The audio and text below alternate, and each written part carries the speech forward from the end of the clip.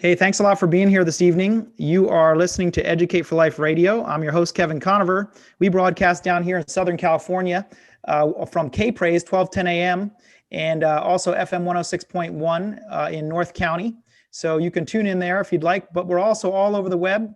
If you've been staying in touch or staying in tune with all our different shows, we've got all kinds of experts from all over the world talking about issues that are relevant to your life. We just recently had Eric Buer on from Gateways to Better Education, who's talking about what's happening in education currently.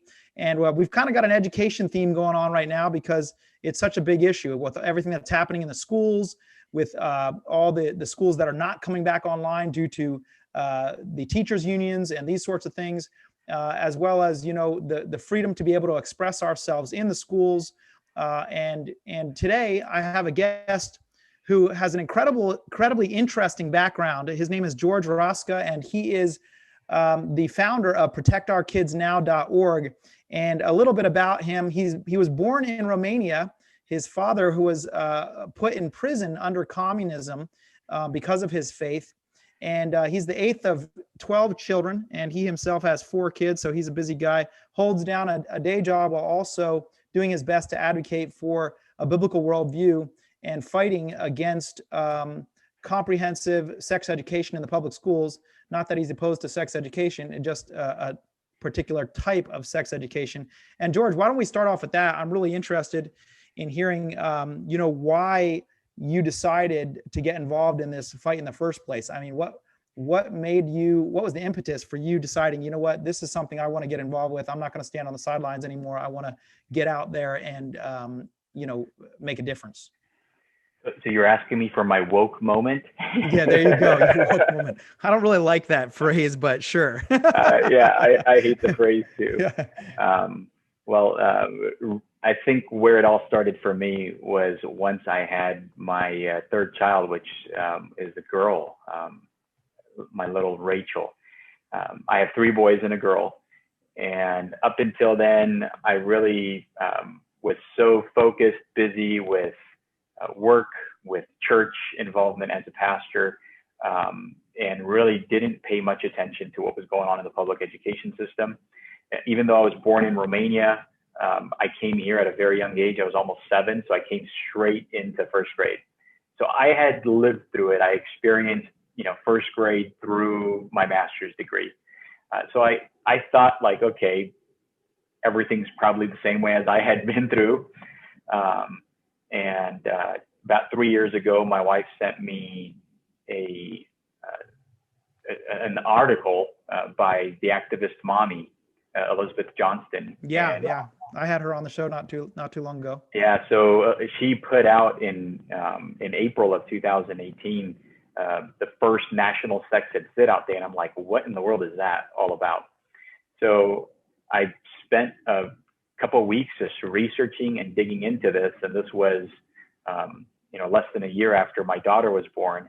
And when I saw what was going on and trying to connect all the dots, and that's when I also learned about the bathroom bills that had already passed in California, I said, no way am I going to let my daughter be a part of something like this.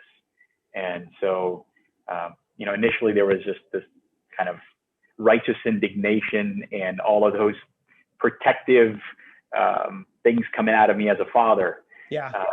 And so that's where it all got started for me.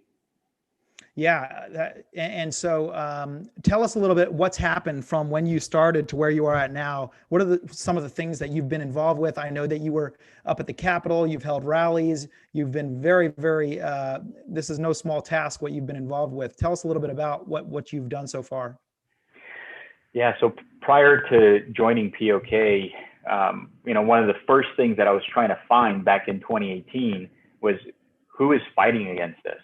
And I couldn't really find an organization that was doing something in this space. So really with a few parents that I had networked with going at either my school board meetings or our county board of education meetings, we got together in May and in June, and we just started talking and sharing information. And so that's when I became part of a group of parents called Informed Parents of California.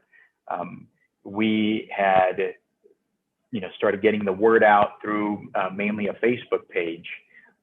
And then as time progressed during 2018, we really tried to fight back against now the implementation of comprehensive sexuality education in California, because the law passed back in 2015, got implemented in 2016, but then the State Department of Education had to take that and say, okay, what does this mean?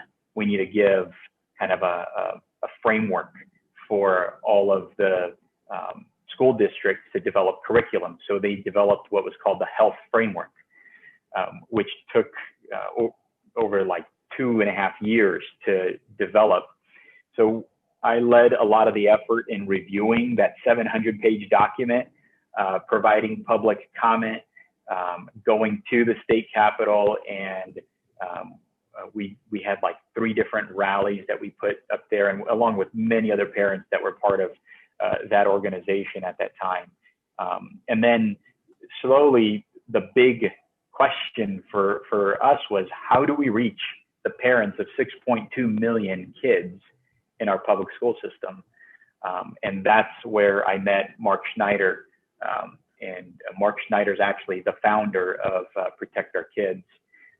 And we teamed up, and we were able to form an official 501c3 with some of those parents that we had started our journey back in 2018, and really come up with a good, solid mission, vision, strategic plan, and focus on executing it.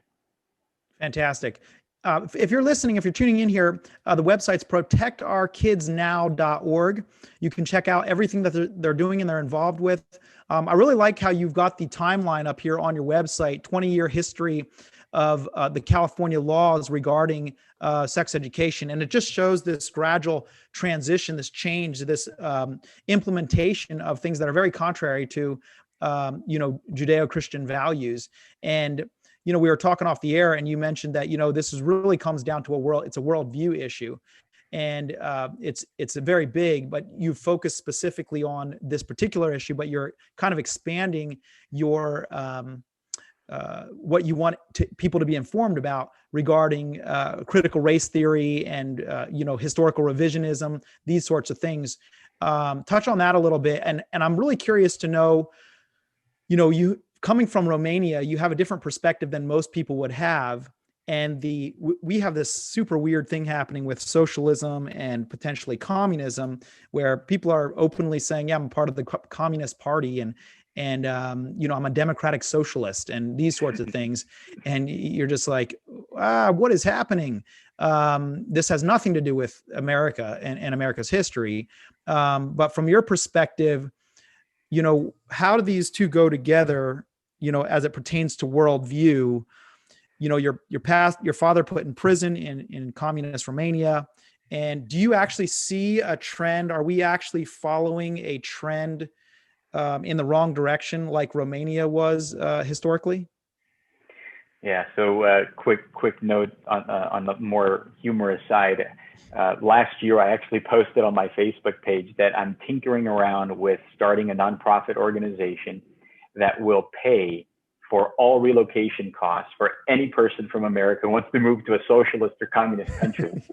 Great. And then after that, I followed it up with a second post saying that I'm going to start a for-profit company that will provide consultation services to those who want to relocate right back, but now you have to pay us.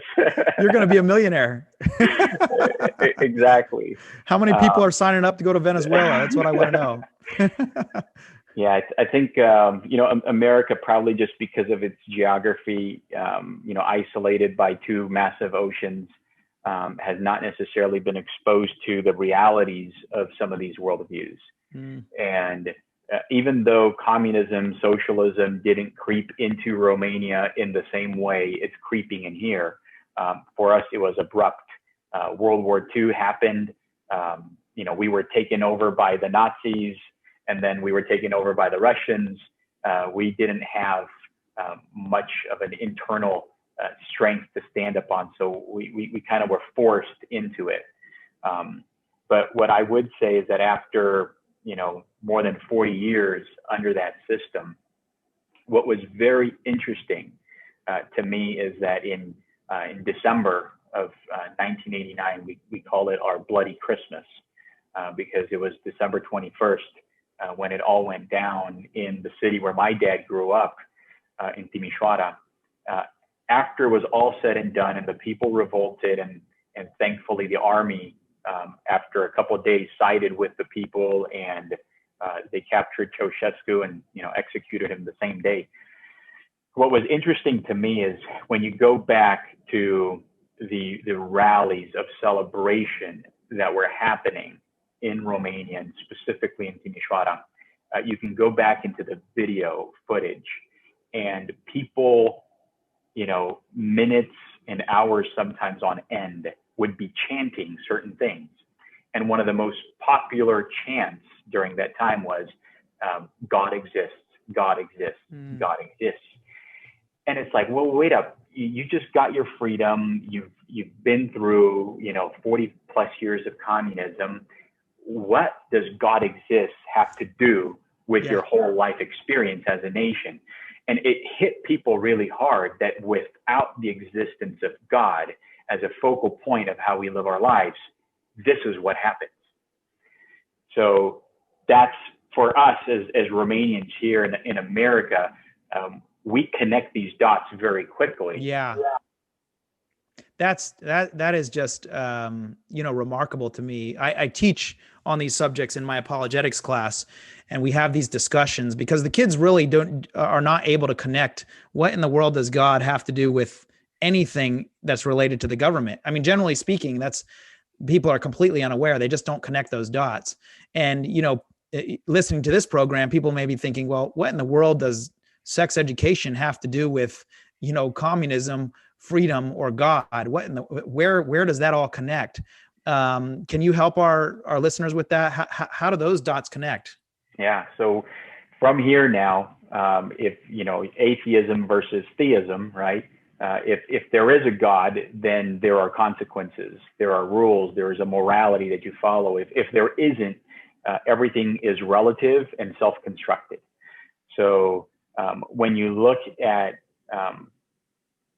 sex education, but especially comprehensive sexuality education, you will see that the verbiage, the tone, the principles in it is all built upon critical theory. And it's critical, queer theory, gender theory, and basically the supposition that they propose there is, well, wait up, we need all young people to have access to, medically accurate evidence-based sex education. Okay, I'm for that. But now all of a sudden, it's not just teaching biology, which is a reality. But now it goes further to social constructs of gender identity and gender expression and sexual orientation. And so when we talk about comprehensive sexuality education, it adds in more than the biology. It adds these other three elements, which are all self-constructed, that they are developed from this framework of critical theory. And so now all of a sudden, from this framework of critical theory, you have things being said that come out of the idea of intersectionality to say, well, Black transgender, women are the most, oppressed category, and they are not receiving the sex education they deserve because they do not see themselves in the health class, being talked about people like them. Well, you're not going to talk about people who have self-constructed their own identity. That, imagine a health teacher trying to cover what every single gender identity goes through. You just can't do that. It's illogical. Yeah, So and it's not grounded. It's not, like you're saying, it's not grounded in fact. It's not grounded in actual science. It's this is how I feel, therefore it's true, which is what you're talking about, moral relativism, and the fact that everything becomes subjective. There is no objective truth there. And then what does that have to do with communism, though? Where is the link between the spread of, subjective morality, critical race theory, and then how does that connect to communism? What's the relationship there? So the way that I see it is it comes again through critical theory, but now it's critical legal theory. Because if a person is not provided with the comprehensive sexuality education that they need, then you are infringing upon their sexual rights. And sexual rights, according to this whole movement and this whole ideology, is rooted in human rights. And human rights and sexual rights are to be protected and provided by the state. Very different than what we have here in America as a republic, where our Constitution protects our rights because they are God-given. Whereas in a communist nation, you start mandating all of these things because they are not just to be protected by the state, but they are given by the state and defined by the state. So now all of a sudden, the entire US population of kids, they need to be given comprehensive sexuality education because it's their sexual right. And if you don't give them, you are infringing upon their human right. And so these are rights that the state has defined and the state provides. They are not rights that are coming from and endowed by a creator, as our Constitution says. And this leads to essentially totalitarianism in the sense that they are now going to enforce their subjective morality as the true morality, even though there's no foundation for that. Correct. Okay. And so share with us, how this, when Romania was communist, I've heard some unbelievable stories. One gentleman I was speaking to who grew up in communist Russia, he said that, communist Romania, he said that they were not allowed to wear jeans because they were made in the USA. They were also not allowed to watch any movies, he said, that were made in the USA. In fact, he got in trouble at his school for watching a police movie, Police Academy, he said. And they actually came to his house because he got caught with a movie, Police Academy. And it was really scary. The police came and everything just over this movie. So, but tell us, how did your father end up going into prison because of his faith under communist Romania? Well, my dad, my grandparents were believers. They were the first believers in our, ancestry, that at least as we know it. We don't trace ourselves any further back than my great grandparents, so we don't know if they were believers or not beyond that. But so he grew up in a Christian home, but he decided not to follow in their footsteps and take on the faith. And so at the age of as a teenager throughout school, the communists had the Communist Youth Party. And from a young age, you were indoctrinated with, their curricula, their ideology. They had a program called the Pioneers. And so that's the people who, that's how they would, brainwash kids as a wholesale for society. Yeah. Well, my dad was involved with that, and then he was involved in the Communist Youth Party, and being a singer, a vocalist.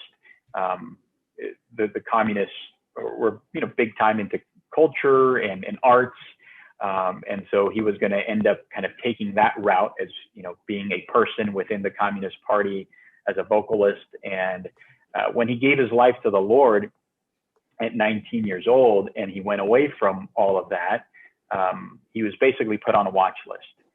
So from there, my dad became a worship leader in the church, started traveling around with local evangelists, and he got elevated on that watch list. So randomly throughout his day, he could have been, walking home from work, and he would be picked up by the secret police, taken into an interrogation room, and they would do whatever they did to him. I won't go into the details. Yeah. But that was a random thing that happened just, over and over. Finally, so this was 1970 when he gave his life to the Lord, 1969, 1970. In In 1975, they started fining him. His first fine was because he was singing church hymns on our front porch. So he was fined a 1 month's worth of salary, which is huge, especially since we were poor, below the poverty line. And then from 1975, well, that's because your parents had 12 kids. Not all at once, but yeah, from 1975 all the way to 1982, there was just this constant, watch that he was in, multiple fines. And finally in 1982, on the day my mom turned 30 years old on her birthday, they just came home, picked him up, and took him to prison. Now, communists always had a very good story to tell. So they would never put you in prison because of your faith, because they didn't want stories to come out in the international news media about infringement on human rights issues. So they cited him because we were in a border town on the border with Yugoslavia. They cited him for an attempt to help two other, brothers in the faith cross the border. So that's what they cited him for. But spent a month in prison, 6 months on house arrest, and the rest is history. Yeah. Wow. So, of course, you're alarmed when you see what's happening here in our schools and everything. 90% of kids, as far as I understand it, 90% of kids go to public schools where they're being taught things that are contrary to, Judeo-Christian values, and they're being essentially indoctrinated into what it seems to be getting worse and worse, is socialism and these sorts of things. And, some people, George, some people feel like in California, we just keep going farther and farther left. It seems like we're a one-party state here. I just was reading Ben Shapiro's decided to leave the state. He's abandoning LA. I've read just recently, and there's a lot of people that are doing that. They're leaving, and so a lot of people are feeling they're feeling a little discouraged. They're feeling a little hopeless. What would you say to those people who feel like, wow, can I really even do anything to make any kind of a difference, under these circumstances? What are your thoughts there? Yeah, I think a defeatist mentality is not a Christian mentality. But at the same time, the caveat to that is that as Christians, we have to really take in consideration our calling. Where is God calling us to be?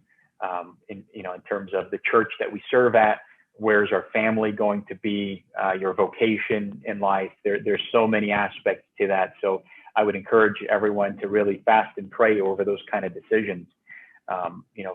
For me and for my house, we feel called to be here, to be serving at a church in Placentia, California. And so as long as we feel God's calling here, that means the community that we're in, we need to get involved.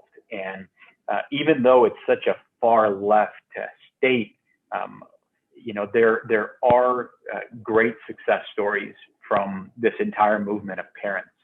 And the very first one that I experienced was just a couple months into my voyage on this journey. In April 2018, my wife sends me that article. In May of 2018, I attended my first school board meeting. I had never attended a school board meeting, at least as an adult. When I was in high school, I attended a couple school board meetings, but I was shocked at how things play out and how the teachers union have influence over school board members.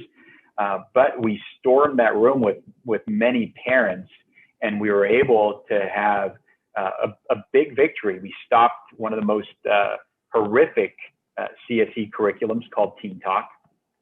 And then not only that, but we got the district to put parents within a review committee over a longer period of time, to where parents would also have a voice in which curriculum would come into the school district. And from my standpoint, it's almost like you have to play defense sometimes, right? So just delay as long as you can get it delayed, because the law doesn't mandate a time. So I went and then I started having one-on-one meetings with my superintendent at the school district. And to this day, we still do not have a CSE curriculum approved, so we're almost 3 years later. So it's been a 3-year delay where 3 years of children going through the public school system did not have to go through that kind of curriculum. And that's all, God. That's amazing. Well, that's very encouraging. And I think for anybody listening, who feels like, hey, things can't happen. I mean, that's an amazing story, because if you get involved, you can make a difference. And I know that that's the case down here with our local school board here, the Grossmont School Board. We have people that are very dedicated to the Lord and really passionately doing their best to defend, those kids. And so along those same lines, well, before I do, but if you just tuned in, my guest today is Gheorghe Rosca, and he is affiliated with protectourkidsnow.org. You can check it out, their website, and there's all kinds of ways you can get involved. This is not something that, sure, financial support's great, but there are actually ways you can get involved, and you can be associated with that, and then you can start influencing your own school board, your local school board. So please check it out. protectourkidsnow.org. So Gheorghe, tell us, what are some of the worst things in this CSE now? And I'm curious to know too, you say this sex education is inappropriate. So how would you contrast that with what is appropriate sex education? Obviously, we're having to discuss things with our kids that, I was hoping not to have to talk to my daughters about this stuff for a while, but it's already popping up. It's stuff I have to talk to them about very quickly. What is the difference between what they're teaching? Give us some examples of some of the horrible stuff that they're teaching, and then contrast that with, what is appropriate sex education. Yeah, so what I'll start off by saying this. On our website, we have what we call an evidence package. So for parents who are interested, go on our website, as Kevin just mentioned, and go to our brochures page. And we have two brochures, one that's just very high level, a second one that's a fold out, very graphical, shows you some pretty crazy things. And then we have a 12-page evidence package that takes you meticulously through, what is really going on within the curriculum and within the framework that the state put out there in a 700-page document. And the reason why I wanted to start the conversation with that is because we can't show you those kind of stuff on air. And that's what really angers me the most. If I would show a child outside of the boundaries of the school this content, it would be labeled as, pornography. And there's huge repercussions for that. Well, especially with a minor, even I have to warn kids in my own school that sexting is potentially a trafficking in child pornography. So you can't be doing stuff like that. Exactly. And so this is one of our frustrations as, parents as part of POK who are trying to get this message out. We go and we do conferences and we put PowerPoints of evidence with these big, black spots over information because we can't show it. Yeah. But yet there it is in the schools. It's in the schools. Exactly. So, I'll just give some examples. Talk about consent, right? Why do you need to talk about consent with children when it's illegal to have sex when in the state of California, when you're under the age of 18? The consent story and lesson should just be simple. The state of California law says this, that's it. Yeah. They are teaching kids in a very grooming type manner. If you go and if you read a lot of the FBI grooming documents that try to educate the public on what a predator, a sexual predator, does with his victims, his or her victims, on the grooming tactics that they use, you will see the very close parallels with how that works within these curriculums. They teach you how to give and receive consent. They teach you what affirmative consent is all about. And they go through great lengths, basically, to just get people to say yes instead of no. The answer's simple. Just no. Just say no. Yeah. And so it almost seems like, it's bizarre to think about, but we shouldn't be surprised as Christians. We are not citizens of this world, but it almost seems like the government, in a sense, or the state-run schools, in a sense, are complicit in, like you said, grooming for child trafficking, for human trafficking, for these sorts of things. What in the world are people thinking? All the social science evidence says this is awful. I mean, I was just reading a stat the other day. I believe it's over 60% of divorces now are, to one degree or another, saying that pornography is an impetus in the divorce. It's something that is causing the divorce. And so with all this evidence out there, what in the world are these people thinking that somehow this is a good thing? I had somebody else on the show who said that in 6th grade, they're using pornographic content in order to teach sex education as young as 6th grade. So how can they think that this is a good thing? Do you know what the agenda is behind that? So what's interesting about that, and you mentioned the word pornography, one of the most shocking experiences I had on this journey was the framework as it was developed. The State Department of Education hired an outside consultant called West Ed to come and to write the document. And they had a 20-member committee comprised of representatives from up and down the state of California that are typically from either the school system or from the health system in California. But interestingly enough, there was one member who was part of neither of those two systems. It was Planned Parenthood. And these 20 members, they would get together and they would be presented, the initial drafts of every one of these chapters. And at those meetings, these big, long workshops, they were all-day workshops. They didn't have really a way to take meeting notes, but I wanted to know what was going on there. So I reached out to the State Department of Education. I said, can you please share with me the meeting minutes from these meetings? They're like, we don't have that. We only have audio recordings. So I said, I want the audio recordings. And I mean, we're talking about hundreds of hours of recordings. I haven't been able to listen to them all. But one of the first things that I listened, within the first 20 minutes, I just randomly selected one of the audio files. It was them talking about the issue of pornography. And I still remember it was a male voice. You can't tell who it was out of those 20. He was saying, whoa, let's hold back.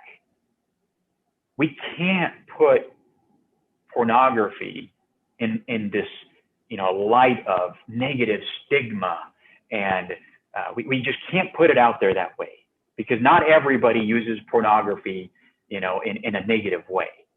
And I'm like, these are the kind of people who are putting the framework together. And I'm like, what sickos are these people who are on this, on this framework? Yeah. And, in my mind, I'm like, we need to take those kind of sound bites for whoever has time and just start putting them out there for parents to hear what kind of ideology these people have. Yeah, absolutely. So what is the best way for people to get involved with what you're doing and to be able to make a difference in their own school district? Are there a lot of parents that are involved and are actually engaged with, making a difference in their local school district here in California? Well, I would choose to believe that over the last 3 years, we've made a big dent into that. I'm hoping and I'm praying every day that more and more parents do rise up to that challenge. One of the things that I have seen is that there's kind of two ways that parents will get involved. There are parents like myself who just had enough. They're outgoing and they're willing to go in front of a school board. They're willing to rally other parents along with them within their school districts. Those are very hard to find. Those are the kind of parents we're trying to find.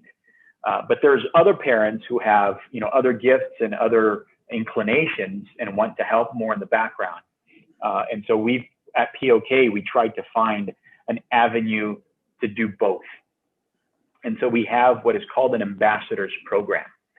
And for parents who really want to get involved, but they want to do it more from the background, we help them with this. One of our biggest initiatives that we're doing a pilot run on this year here in Orange County, because our state is so big, we can't concentrate everywhere. Yeah. So we are concentrating here in Orange County. We have 28 school districts, and we started off with my school district. We looked at how many churches are within our boundary, and we send a package of information to the senior pastor of each one of those churches.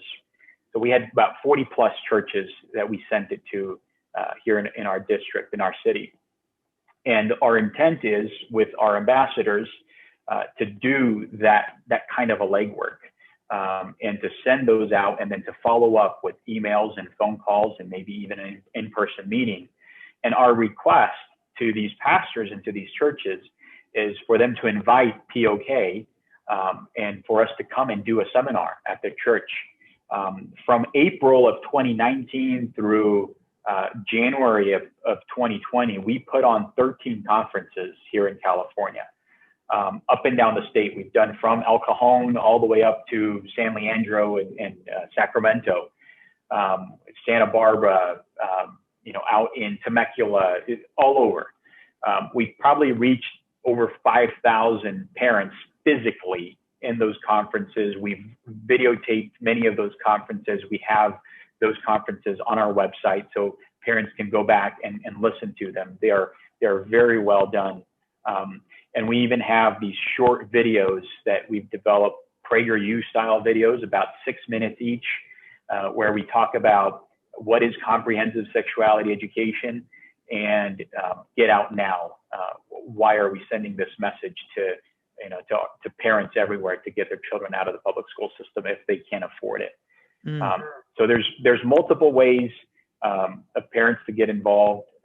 Our ambassador program is probably the first and best way to do that. So, you said something there. You said to help parents get out of the public school system. Did I hear you right there? To help kids, yes. Yeah. And help parents take their children out of the public school system. For a long time, there's been this conflict between people. They've said, look, if we take our kids out of the public school system, then we're not able to minister to the people that need it. And what you're going to do is you're going to have just no Christian kids influencing or Christian parents influencing the public school system. What's your position on that? How do you feel about that situation? So that's our overarching message. However, we do recognize that at the personal level, every family is in, I would say the majority of families are in a very tough situation, especially here in California. We don't have any form of school choice to be able to subsidize our children's education costs. And usually both parents are working. So any kind of homeschooling or private schooling option is usually financially or just logistically out of the question. However, we still ask parents to seriously consider this and to make that a priority, because ultimately here's the reason why. And we've read so much and we've networked with so many other organizations like ours across the nation, and we're part of a network of organizations called Protect Child Health Coalition. And I've learned from people who've been in this fight far longer than I have, that everything that could have been tried has been tried. And we are past the point of redeeming the public school system. So it's kind of like a World War II MacArthur situation, retreat and then come back. By retreating, we're not retreating from all the other kids that are there. because we care about all children. But we want to protect ours first. God has given us our responsibility for our children first. And so, for the parents who feel like, well, they've instilled their children with, the right, doctrine and discipline, and they're able to stand up amidst the peer pressure, that's their decision to make. But ultimately, given the fact that the teachers union only views our children with dollar signs in front of them, every child in the state of California is worth about $15,000. And that's become crystal clear since the whole situation with COVID. It just is become incredibly obvious that they are not placing the well-being of the students as a priority compared to, whatever their driving desires are here. Exactly. And most school districts in California are dealing with decline enrollment. So their budgets are tight as it is. And we experienced this when we did our sex ed sit-outs. We did 3 of them in 2019 in the first half of the year, which was, that second half of the school year, 2018, 2019. And we had school districts that were just going berserk because they're like, we're losing that one day of funding because we made sure that parents understood to mark their child absent as an unexcused absence. Therefore, they don't get included in the ADA formula. Hey, that's a powerful point right there for anybody listening to that. I mean, talk about hitting them where it hurts. That's a big deal right there. So what we learned is if 3 days was a big deal to our school districts, then when you pull out your child for the entire year, that $15,000 adds up quickly. And just one interesting statistic now during COVID, because who would have thought that something good like this could come out of COVID? Yeah. The public school system has been exposed and has been put on notice by parents who are sick and tired of teachers' unions dictating their livelihood. And so, I mean, our entire lives are dictated now by the public school system. And the most recent number that I've heard is about 150,000 kids have been disenrolled and enrolled from public school system in California. So take 150,000 and multiply that by $15,000 each, and you'll get a number in the billions. Somebody do the math real quick. Yeah. So that's really good news. Yeah. Well, I'll share something good along the same lines. I'm vice principal at a Christian high school, as well as a 12th grade Bible teacher, apologetics teacher. And we have one of the highest enrollments we've ever had. We have an increase. We've doubled our normal applications. We're up over 600 applications. Wow. With the amount of students that are coming to our school. And I happen to live next to a young young girl who is an 11th grader. And she said to me, she goes to a local public school. And she said that she does not want to spend her senior year online. And she said she knows at least 100 other students at her local public school that have decided that if the school doesn't open up, they're all transferring to Christian Unified, which is where I'm the vice principal. So, wow. If you want to be encouraged that good things are happening, it's pretty amazing what God is doing through this difficulty. So I think, we trust God that he's moving behind the scenes here and doing things that we don't necessarily always see.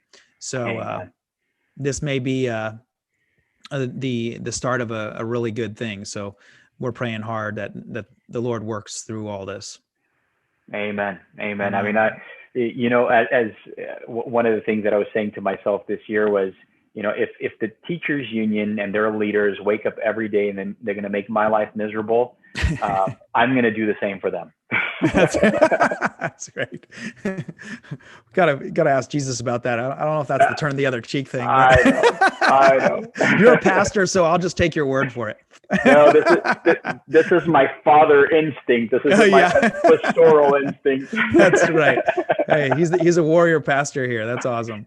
Well, that's great. And really appreciate you, George, and everything you're doing. You are one hard worker. Pray for this guy. If you are listening, He's a civil engineer, as well as a pastor, as well as a father of four. And he's also involved in ministry, doing all kinds of things. So please keep him in your prayers. And again, the website is protectourkidsnow.org. Please get involved. There's so many ways to get involved, and God is doing amazing things. So don't allow the devil to make you afraid, or don't get discouraged. Sometimes when you think things aren't going the way that they should, God is going, don't worry, I've got this under control. We're doing stuff. So we got to keep our eyes on Jesus, right? And not on the waves. So very important.